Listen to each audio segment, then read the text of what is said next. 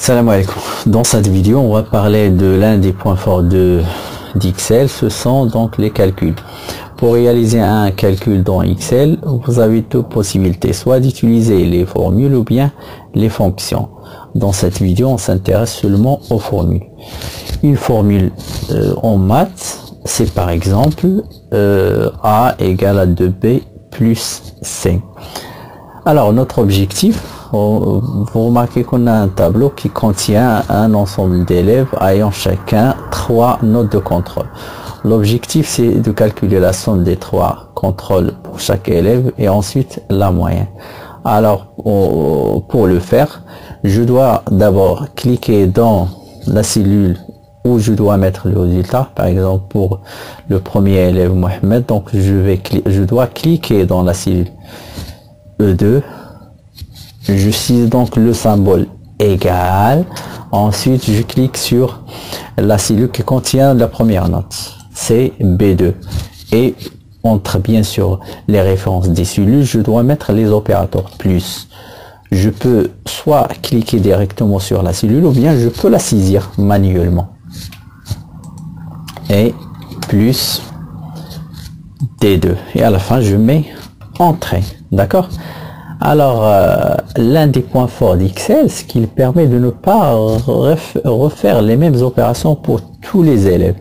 Il suffit de réaliser le premier calcul et ensuite on peut utiliser l'outil de recopie. Ça, il permet de ne pas recopier le résultat, mais il permet de recopier la formule, c'est-à-dire B2 plus C2 plus D2, et bien évidemment en effectuant une certaine modification.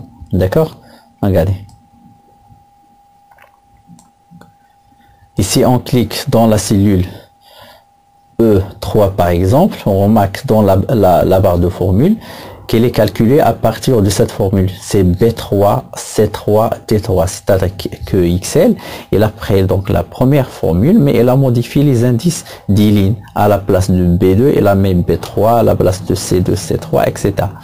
Alors, une remarque donc ici, c'est une question à laquelle on doit répondre. Pourquoi dans la première formule, on n'a pas saisi à la place de la référence B2 pourquoi ne pas écrire directement 12 plus 13 et plus 11? Vous avez compris, si par exemple on a calculé le premier résultat en utilisant cette formule, en utilisant l'outil de recopie, il va nous donner le même résultat, ce qui est faux.